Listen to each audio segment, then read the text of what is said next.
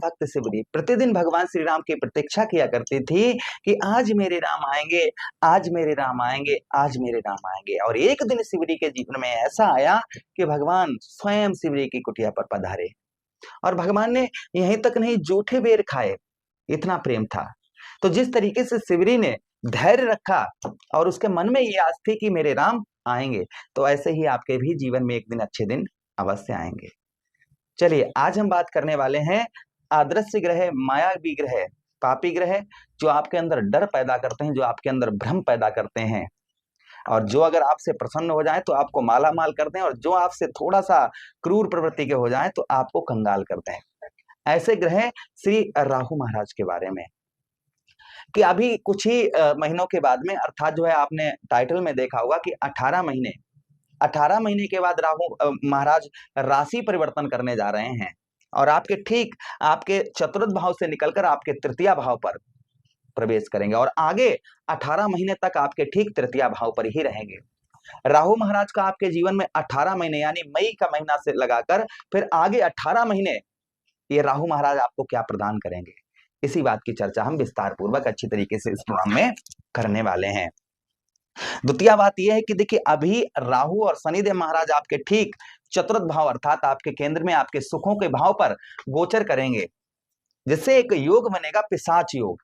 उस पिशाच योग क्या मतलब क्या होता है, पिशाच योग से आपको क्या लाभ होगा, क्या हानि होगी, मई तक इस बात की चर्चा हम आगे करेंगे।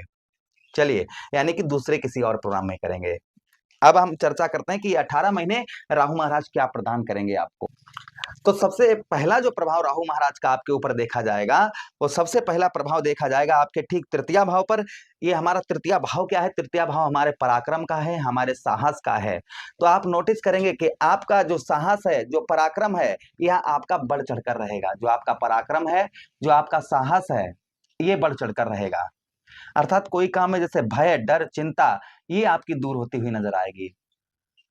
कोई भी काम करेंगे तो उसे आप साधारण तरीके से और अपने पराक्रम, आपके अंदर एक कॉन्फिडेंस लेवल रहेगा कि हाँ हम ऐसा काम सिद्ध कर लेंगे, हम ये काम अपना कर लेंगे, कितना भी कठिन हो लेकिन हम ऐसा कर लेंगे। यानी कि नहीं का शब्द आपके अंदर नहीं देखा जाएगा। एक डर, एक भय और एक चिंता, ये आपकी दूर होती हुई नजर आएगी। ये प्रभाव आपके ऊपर और देखने को मिलेगा राहु महाराज का। ये शुभ प्रभाव यानी कि आपके पराक्रम में, आपके साहस में वृद्धि होती हुई नजर आएगी।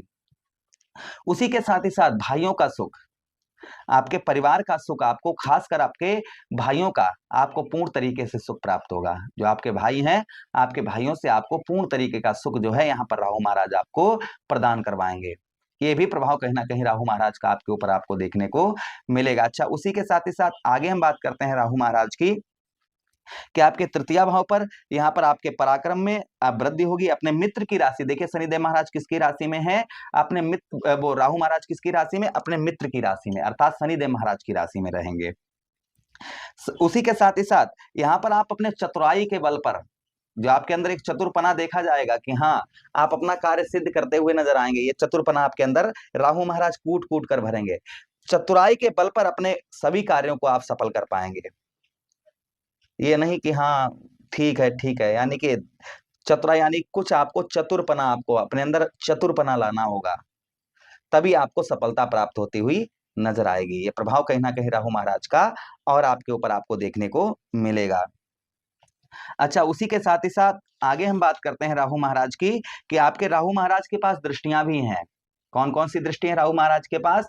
राहु महाराज के पास पंचम दृष्टि है, सप्तम दृष्टि है और नवम दृष्टि है।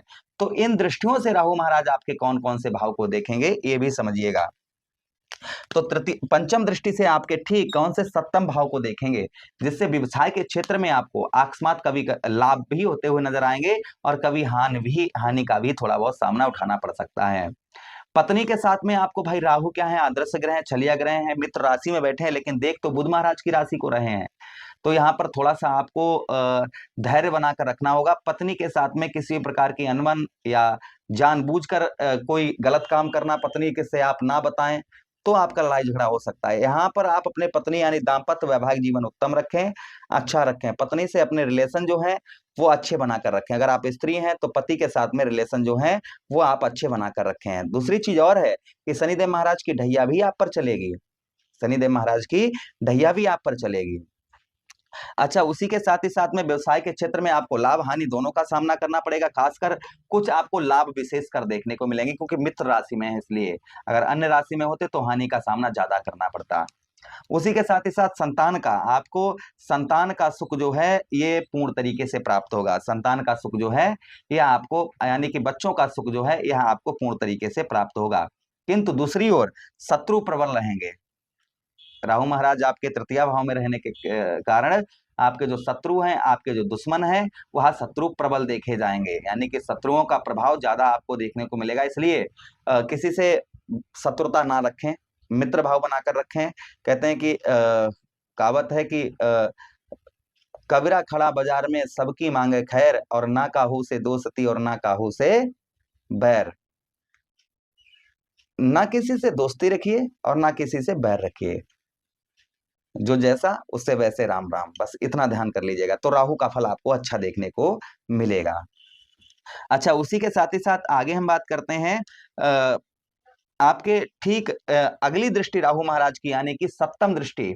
तो सप्तम दृष्टि से 1 2 3 4 5 6 7 आपके नवम भाव को देखेंगे, आपके भाग्य स्थान को देखेंगे, और दोनों भाव हमारे पिता क्षेत्र हो जाते हैं।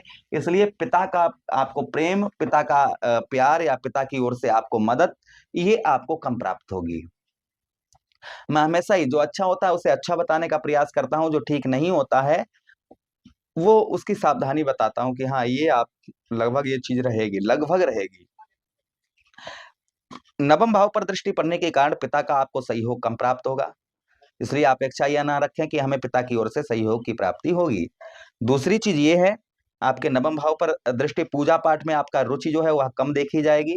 इसलिए धर्म कर्म जो भी कार्य करें धर्म के प्रति हो उसी को करें, अधर्म वाला कोई कार्य ना करें। आचरण अपने ठीक रखें, जो आपके आचरण है आचरण अपने ठीक रखें आप। उसी के साथ ही साथ अगली दृष्टि, यानी कि राहु महाराज की नवम दृष्टि आपके ठीक कहां पर, एक तो सप्तम दृष्टि यहां हो गई, और नवम दृष्टि आपके इस भाव अर्थात आपके 11वें भाव। और देखिए 11वें भाव के स्वामी आपके कौन है भाई? नवम भाव के स्वामी सूर्य हो गए, जिसके कारण कुछ आपको चीजें कम प्राप्त होंगी, क्योंकि सूर्य और राहु में बैर है। और सूर्यदेव भगवान भाई सूर्यदेव भगवान को राहु महाराज ग्रहण लगाते हैं, और इधर जो है आपके एकादश भाव के स्वामी बनते हैं दैत्य गुरु शुक्राचार्य जी। अब शुक्र में और राहु में जो संबंध है वह मित्र भाव के संबंध है, दोनों ग्रहों में मित्र भाव के संबंध से देखा जाएगा आपके 11वें भाव पर आपको सफलता अच्छी प्राप्त होगी, यानी कि बचत, आप कुछ बचत कर पाएंगे। अभी तक जो आता था एक कहां से आया तो दूसरे से चला गया, एक कहां से आया तो दूसरे से चला गया, तो यहाँ पर संभवतः ही आप जो है बचत भी करते हुए नजर आएंगे। जो आप बचत नहीं कर पा रहे थे या कोई अभिलाषा कोई सपना था वो आपका पूर्ण नहीं हो पा रहा था, तो संभवतः ही आपका सपना जो है वह पूर्ण होता हुआ नजर आएगा। राहु के विशेष कुछ उपाय भी होते हैं, अगर आप उपाय करेंगे तो और भी अच्छा राहु महाराज का आपको फल देखने को मिलेगा। तो देखिए राहु महाराज को प्रसन्न करने के लिए आपको क्या उपाय करने चाहिए, तो वह ध्यान से सुन लीजिएगा।